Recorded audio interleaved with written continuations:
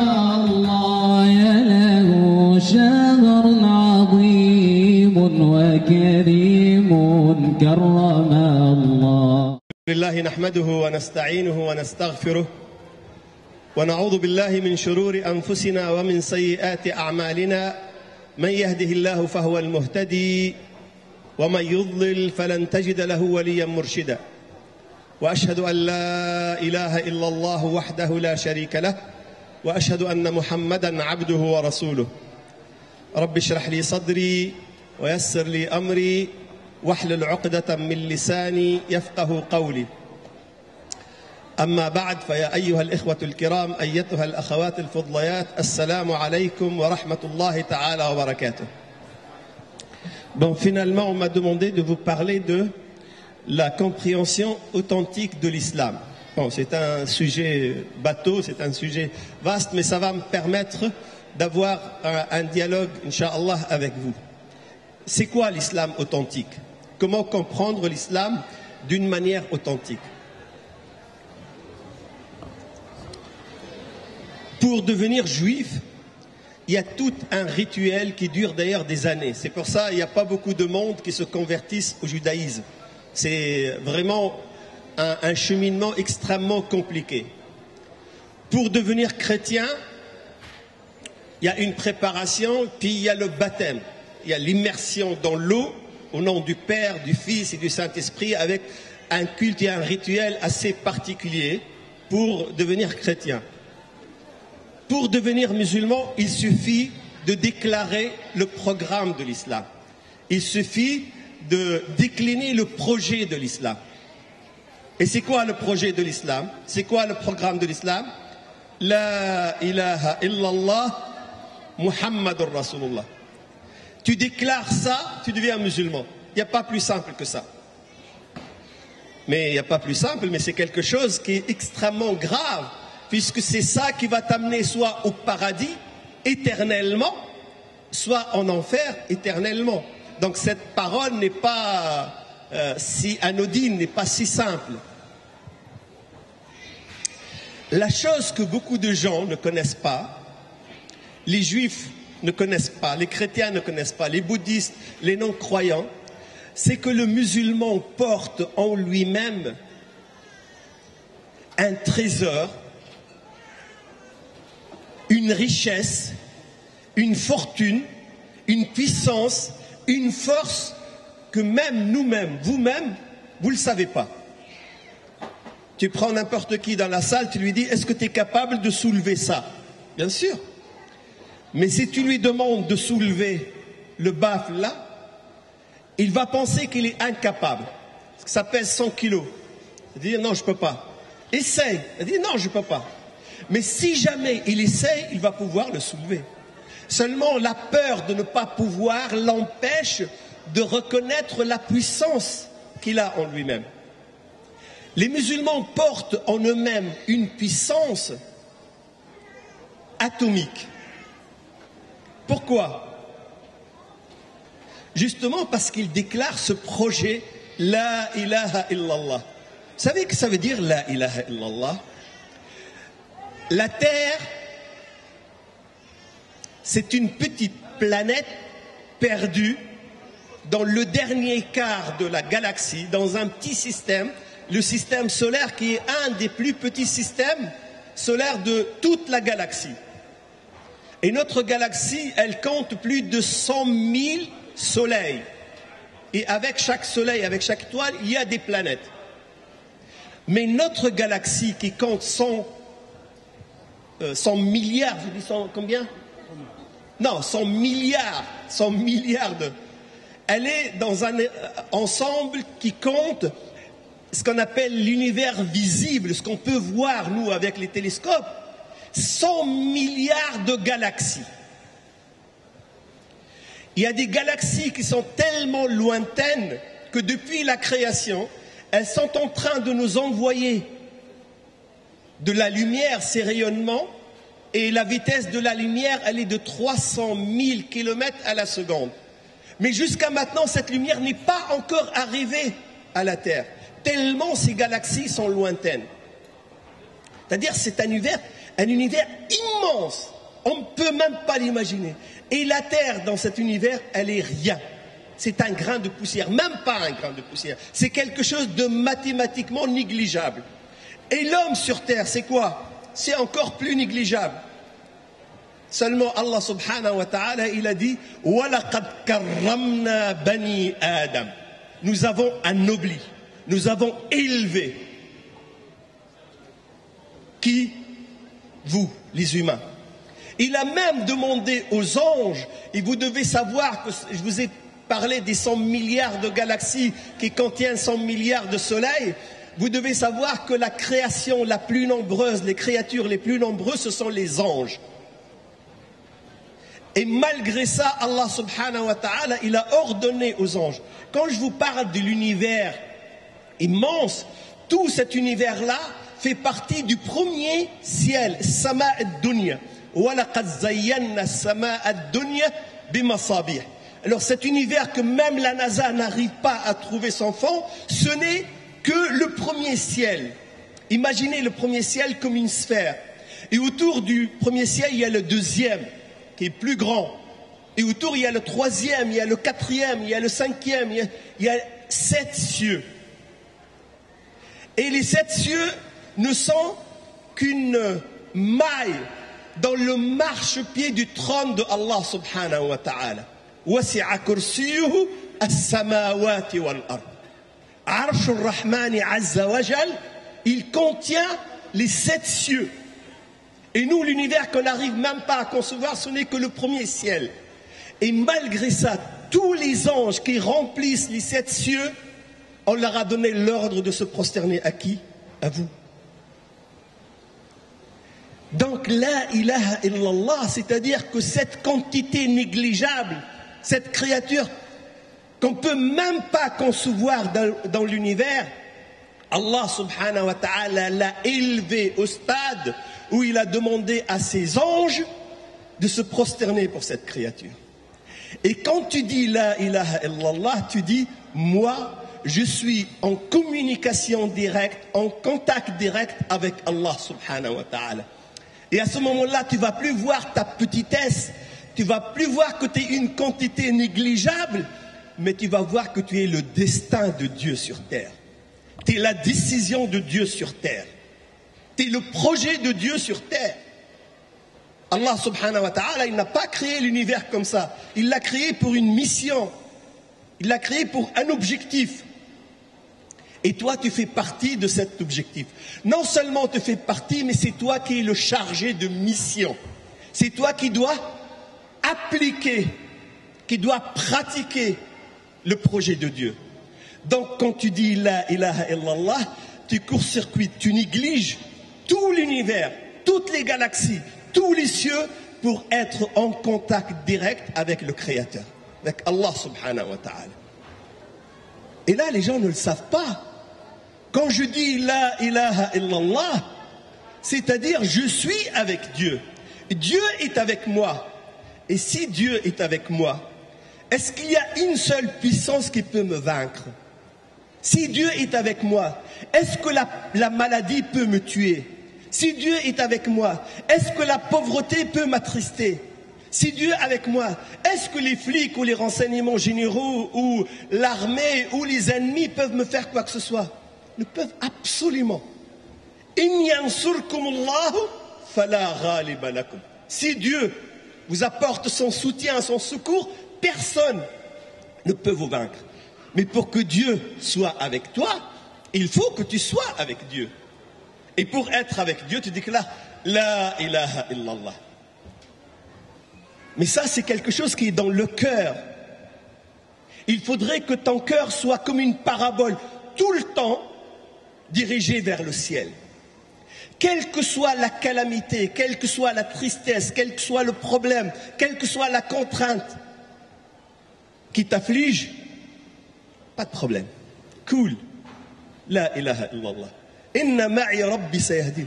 Et là, tu te sens fort. Pourquoi? Parce que tu n'es plus cette quantité négligeable.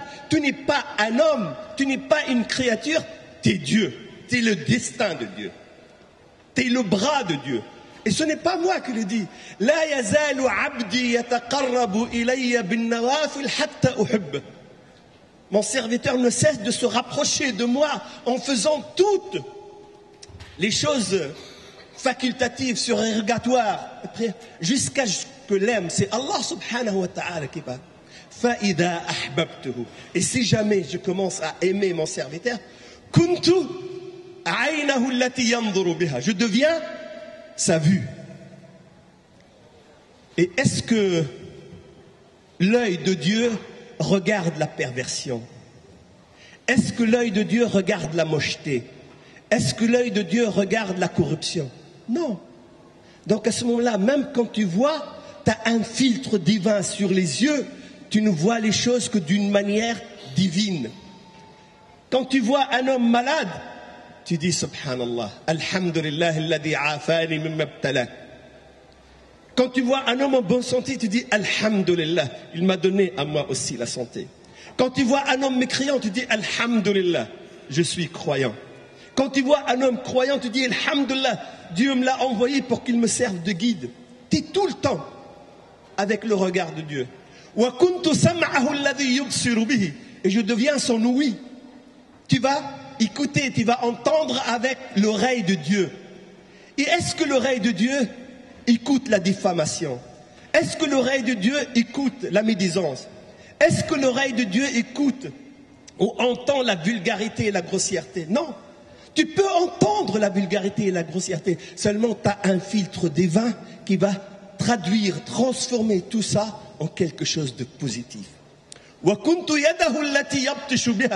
deviens son bras avec lequel il peut battre, avec lequel il peut vaincre. Et si tu es le bras de Dieu, est-ce qu'il y a quelqu'un qui peut te vaincre? Est-ce qu'il y a quelqu'un qui peut t'humilier? Non. Et les gens, ils pensent, et d'ailleurs c'est ce que je vais dire dans ma conférence le soir à 19h, Inch'Allah, les gens, ils pensent qu'ils vont déclarer la guerre au foulard et ils vont vaincre. Mais essayez d'éteindre le soleil. Là, en sortant de la tente, soufflez pour éteindre le soleil. Est-ce que vous pouvez l'éteindre? Ces gens-là n'essayent pas d'éteindre le soleil, ils essaient d'éteindre la lumière de Dieu. Ils ne pourront jamais. C'est quelque chose qui dépasse l'intelligence de l'homme. Allah subhanahu wa ta'ala, il a un agenda, il a un programme, il a un projet, il a une mission. Et par bonté, par clémence, par miséricorde, il t'a choisi, toi, le musulman, pour réaliser ce projet. Il te dit, sois mon serviteur. Kun abdi. Kullu nasi abidullah. Tous les gens sont des serviteurs de Dieu malgré eux. Lakin laysa kullu nasi ibadullah. L'abid, les esclaves, ils n'ont pas choisi d'être esclaves. Mais al-ibad, les serviteurs, ils ont choisi d'être des serviteurs. Et toi, tu passes du stade de l'esclave au stade du serviteur. Tu as choisi d'être avec Dieu. Et quand tu es avec Dieu, je deviens la puissance de Dieu. Tu deviens les jambes, les pieds de Allah subhanahu wa ta'ala. Est-ce que les pieds de Dieu peuvent t'emmener dans les cabarets, dans les boîtes de nuit, dans les endroits sombres et pervers? Bien sûr que non. Et même si tu rentres, tu peux rentrer dans un bar, tu rentres en tant que prédicateur, tu rentres en tant que modèle, tu rentres en tant que guide, que lumière, tu ne rentres pas en tant que victime de la perversion. Donc quand tu dis La ilaha illallah, tu t'élèves de ta situation humaine petite, naine, pour devenir Dieu, pour devenir le destin de Dieu.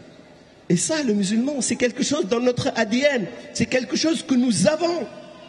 Et c'est quelque chose pour laquelle nous avons été choisis. Kuntum khayra ummatin ukhrijat linnas. C'est pas moi qui donne cette attestation, c'est Allah subhanahu wa ta'ala. Il nous donne un tableau d'honneur, une attestation, vous êtes la meilleure nation. Pourquoi? Parce que vous êtes utile à l'humanité. Mais malheureusement, nous, on ne le sait pas. On ne sait pas qu'on est la meilleure nation. On oublie qu'on est la meilleure nation. On oublie que nous avons un projet.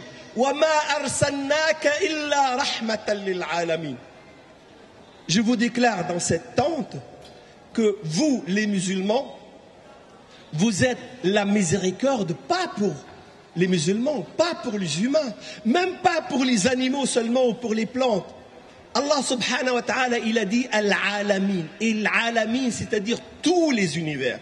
Et vous allez voir, d'ici quelques années, on va commencer à publier toutes les recherches sur les extraterrestres. Et je vous déclare, il y a d'autres intelligences, il y a d'autres créatures dans l'univers. Wallah, et ces autres créatures attendent que les musulmans leur apportent cette clémence, cette miséricorde. Parce que c'est le verset qui le dit. Vous êtes une miséricorde pour la création. Et la miséricorde de qui? De Dieu. Allah subhanahu wa ta'ala, il a déposé en toi, chez toi, la bonté, la clémence, la compassion, la miséricorde. Pour qui? Pour la création. Et qui porte ça? Chacun de nous, il a sa barre d'uranium. Chacun de nous, il a une centrale à l'intérieur de son cœur. Seulement, malheureusement, les amis, on veille. On n'a pas conscience que nous, les musulmans, nous portons en nous le remède de tous les maux de l'humanité. Bien sûr, il y a quelques-uns qui commencent à se réveiller. Et lorsque les musulmans étaient conscients de ce qu'ils portent, ils étaient réellement, et je vais développer ça ce soir, ils étaient réellement le remède des maux. Ils étaient vraiment la clémence. Ils étaient vraiment la sérénité, la paix, la tranquillité, pas seulement pour les musulmans, pour l'humanité tout entière.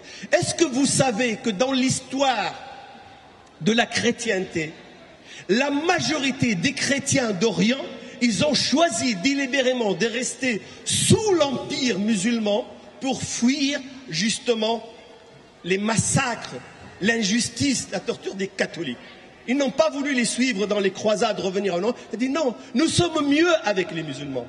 Est-ce que vous connaissez José Eisenberg, celui qui présente l'émission juive de dimanche matin? Il a écrit un gros livre, l'histoire du peuple juif, dans lequel il déclare, c'est un juif français qui est encore vivant, c'est un grand rabbin et qui présente toujours les musulmans. Il a écrit les juifs depuis 5000 ans, ils n'ont connu que 2 périodes où c'est considéré comme l'âge d'or du judaïsme. Ce livre, vous pouvez le trouver dans les librairies. Le premier âge d'or des Juifs, c'est à l'époque de David et de son fils Salomon. Ça a duré 80 ans. David, il a régné 40 ans et son fils Salomon 40 ans. C'est le premier âge d'or. Il dit le deuxième âge d'or, c'est lorsque les Juifs étaient sous l'empire musulman, essentiellement en Espagne musulmane. Ce sont les Juifs qui disent on n'a connu le bonheur que sous la direction des musulmans. Pourquoi? Parce que les musulmans n'ont pas ce racisme, les musulmans n'ont pas ce fanatisme, les musulmans n'ont pas cet intégrisme. Quand ils gouvernent avec clémence. Quand ils gèrent avec bonté. Pourquoi? Parce que ce sont eux le destin de Dieu. Donc quand tu dis la ilaha illallah, tu dis j'ai une communication directe entre la terre et Allah subhanahu wa ta'ala.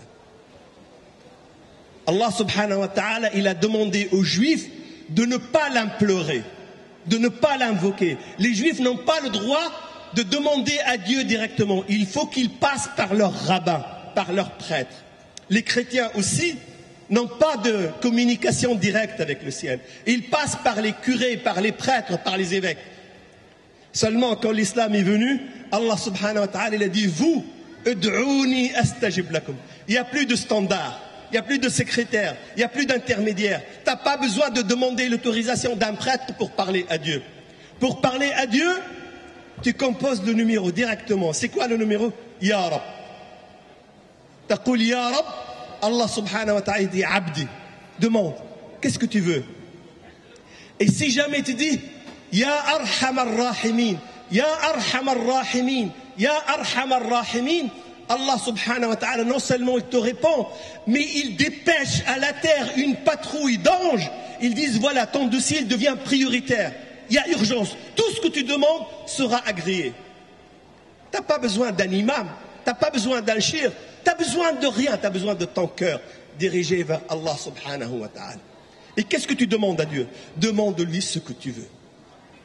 Le prophète sallallahu alayhi wa sallam, il nous a dit, mais ça c'est pour qu'on soit haut, pour qu'on soit digne, pour qu'on soit grand.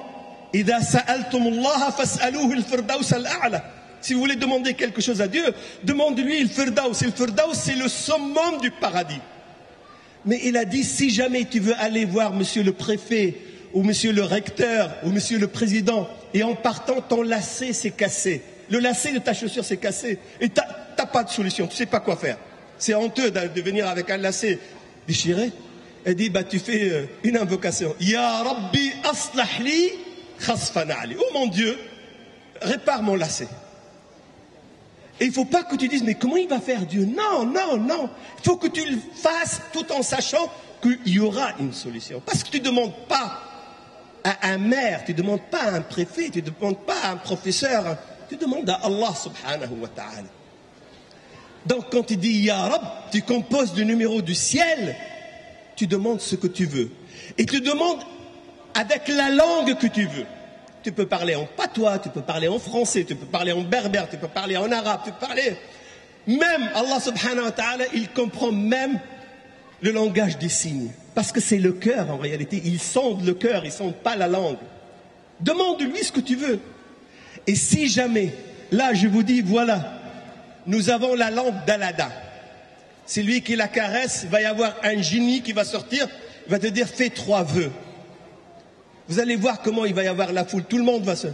Mais vous l'avez, chacun de vous, il a la lampe d'Aladin dans son cœur. Et ce ne sont pas 3 vœux qui vont être agréés. C'est tous tes vœux, absolument tout. Tout ce que tu veux. Demande à Allah subhanahu wa ta'ala. Et Allah subhanahu wa ta'ala va répondre à ta demande. Pourquoi? Parce que c'est lui qui l'a dit. Ud'ouni astajib lakum. Demandez-moi, je vous accorde. Et personne ne lui a mis la pression. Seulement, quand on te demande à Allah subhanahu wa ta'ala, il faut que tu sois sûr de 2 choses importantes. La première, c'est qu'il t'a entendu. Si tu as un doute sur la communication, tu ne sais pas s'il a écouté, ou peut-être que ton dossier s'est égaré avec tous les dossiers, il y a 6 milliards d'humains, peut-être que les anges se sont trompés, peut-être c'est parti à l'autre administration. Si jamais tu penses ça de Dieu, bien sûr, là, l'invocation. Il faut que tu saches que Allah subhanahu wa ta'ala, quel que soit ton langage, quelle que soit la manière de ton expression, il va t'entendre, il va t'écouter. Et directement, sans intermédiaire. La deuxième chose, il faudrait que tu sois sûr à 1000% qu'il va répondre à ta demande. Et il va répondre favorablement. Mais bien sûr, tu ne vas pas demander à Dieu, oh Ya Rab, fasse que je gagne au loto. Oh Ya Rab, fasse que ma femme ne saura jamais que j'ai 3 maîtresses. Oh Ya Rab, non, c'est pas que... Tu demandes al-ma'rouf, tu demandes les choses qui sont agréées par Allah subhanahu wa ta'ala. Et la chose qui demande, au lieu de demander à Dieu, oh fasse que je gagne au loto, demande à Allah subhanahu wa ta'ala de te rendre riche. Très très riche. Il va répondre. Seulement Allah subhanahu wa ta'ala, il a 3 manières de répondre. Soit il te répond immédiatement ce que tu as demandé. Tu as demandé 100 millions, il y a le directeur de banque qui t'appelle, bonjour monsieur, on a un virement là, on ne sait pas qu'est-ce que... Et tu vas l'avoir. Mais ça c'est souvent réservé pour les cas d'urgence. Amman yujibul muftarra idha da'a. Quand il n'y a plus aucun moyen terrestre pour t'apporter secours, à ce moment-là, le ciel va intervenir pour t'apporter secours. Et c'est pour ça, j'ouvre une petite parenthèse, l'islam ne croit pas, le Coran ne croit pas qu'il y a des gens qu'on peut appeler athées. Le Coran, il dit qu'il n'y a pas une seule personne qui ne croit pas en Dieu. Et moi, j'avais un professeur à l'université qui prétendait qu'il ne croyait pas en Dieu. Je lui dis, c'est pas vrai. Il m'a dit, si, je crois, Dieu n'existe pas. Ce n'est pas Dieu qui a créé l'homme, c'est l'homme qui a créé Dieu.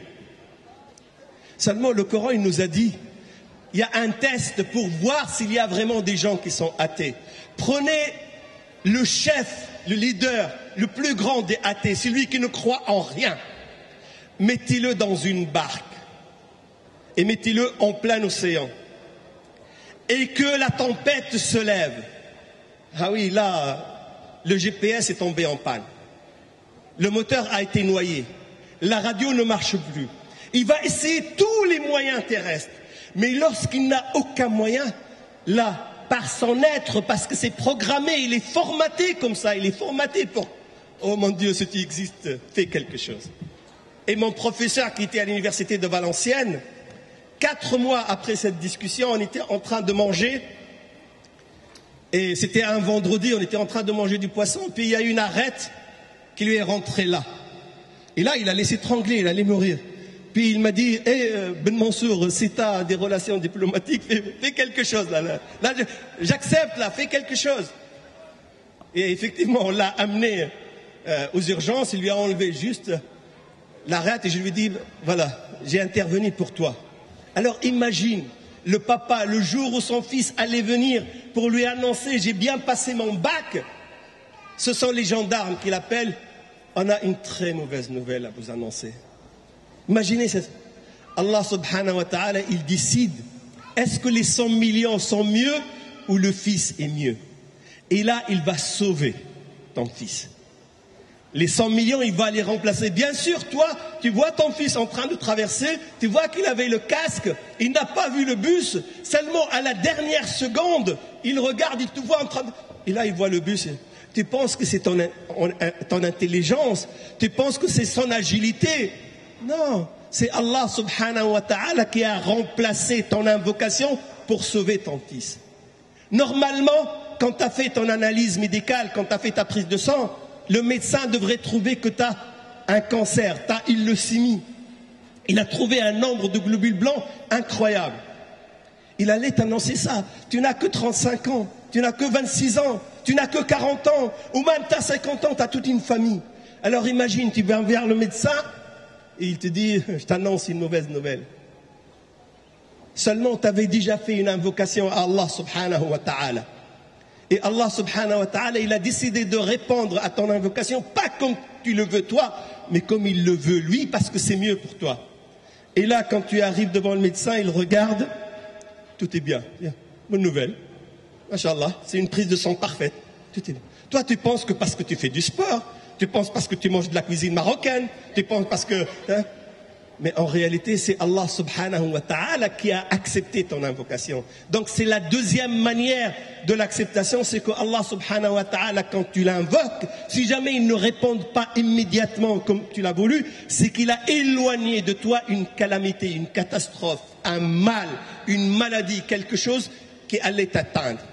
La troisième manière que Dieu utilise pour répondre à tes invocations, c'est qu'il épargne pour toi cette invocation pour le jour dernier. Il la garde. Parce qu'il sait que malheureusement, malgré les conférences auxquelles tu as assisté, malgré ta prière, tu es toujours quelqu'un qui commet énormément de péchés. Tu es quelqu'un qui a fait beaucoup de mal aux gens. Et quand tu arrives de l'autre côté, ton dossier malheureusement n'a pas la moyenne. Et au lieu d'aller à droite, tu risques d'aller à gauche. Au lieu d'aller au paradis, tu vas aller en enfer. Et Allah subhanahu wa ta'ala te juge. Et la balance, le plateau de l'enfer, c'est lui qui l'emporte. Et il y a toute une patrouille d'anges, zabaniya, qui viennent t'arracher pour t'amener en enfer. Et juste avant d'arriver devant la porte de l'enfer, Allah subhanahu wa ta'ala dit stop, stop. J'ai quand même un compte d'épargne caché pour cette personne. Il ouvre, il trouve que tu as fait des invocations qui n'ont pas été exaucées. Et il pose ces invocations sur l'autre plateau, et c'est le plateau du paradis qui l'emporte. Et là, tu dis, Alhamdulillah, que Dieu n'a pas répondu à mon invocation, fait dunya. Alhamdulillah qu'il a gardé ça. Donc, quand tu dis La ilaha illallah, c'est-à-dire que tu es le destin de Dieu. Tu es la puissance de Dieu. Et ça, qui a ça? Ce sont les musulmans. Si vous n'avez pas conscience de ça, si vous n'avez pas conscience de ce trésor, de cette force, c'est qu'on n'est pas tout à fait musulman. On n'est pas encore bien croyant. Mais si on a cette force dans le cœur, si on a cette confiance en Allah subhanahu wa ta'ala, alors là, on peut être digne, on peut être fier, on peut être grand, on peut être haut. Pourquoi? Parce que c'est Allah subhanahu wa ta'ala qui marche à travers nous sur terre. Comment faire ça? Bien sûr, je ne vais pas le développer, je vais m'arrêter là. Comment le faire ça? on a un exemple pratique, on a un modèle à suivre, on a un mode d'emploi où tout est détaillé. C'est quoi? Muhammadur Rasulullah. Donc la deuxième phrase, c'est pour dire, pour être avec Dieu, suivez Muhammad. قل إن كنتم تحبون الله فاتبعوني يحببكم الله. Si vous prétendez aimer Dieu, suivez-moi, Dieu va vous aimer. Et là, si tu suis le prophète sallallahu alayhi wa sallam, non seulement tu vas être le destin de Dieu sur terre, mais tu vas être le destin de Dieu aimé par Dieu. Dieu va être satisfait de toi. Et si jamais Dieu est satisfait de toi, vous savez, une petite parenthèse, je termine par ça, Farid. Au paradis, il y a 100 degrés. Mi'at daraja fil jannah. Et entre 1 degré et 1 degré, c'est comme entre le ciel et la terre. Mais ça, c'est une grandeur physique abstraite. C'est-à-dire, il y a une distance immense. Je ne sais pas si vous avez déjà passé la nuit dans un Formule 1 ou dans des hôtels 0 étoiles, où il y a des hôtels moins 2 étoiles, où les toilettes sont au bout du couloir, le lavabo il est de l'autre côté. Quand quelqu'un tousse dans la chambre à côté, c'est comme s'il toussait sur votre lit. Les draps sentent le tabac. Et je ne sais pas si vous avez eu l'occasion d'aller dans un hôtel 4 étoiles luxe ou 5 étoiles, ou aller dans Burj Al Arab à Dubaï 7 étoiles, où tout, même les robinets sont dorés, sont en or. Bien sûr, j'étais invité par le roi de l'Arabie Saoudite, ils nous ont mis dans le palais des présidents. Quand je marche sur la moquette, mes pieds s'enfoncent dans la moquette, 10 cm d'épaisseur. Et d'ailleurs, j'aimais juste aller et revenir dans le couloir, juste pour le plaisir de fouler la moquette. Ben, entre le premier étage du paradis et le deuxième étage, c'est comme entre Formule 1 et les 7 étoiles. Et entre le deuxième et le troisième, c'est comme entre les 7 étoiles et 70 étoiles.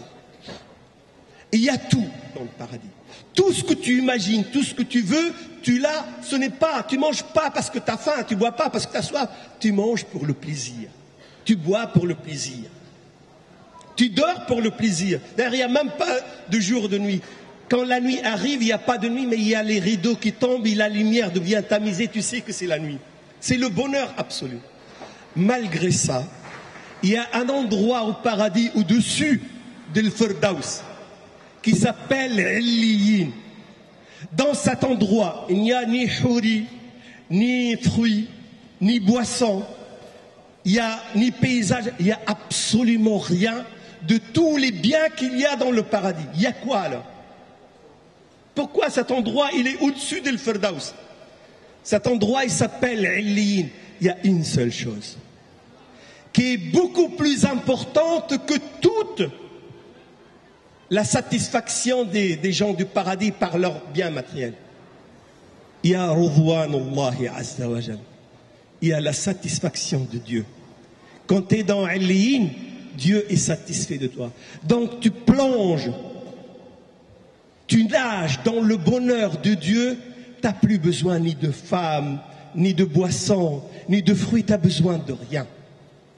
Tu es noyé dans la satisfaction de Dieu. Ridwanullahi Azza wa Jal. C'est quelque chose qui est réservé aux élus. Mais qui sont les élus? Ben, c'est vous.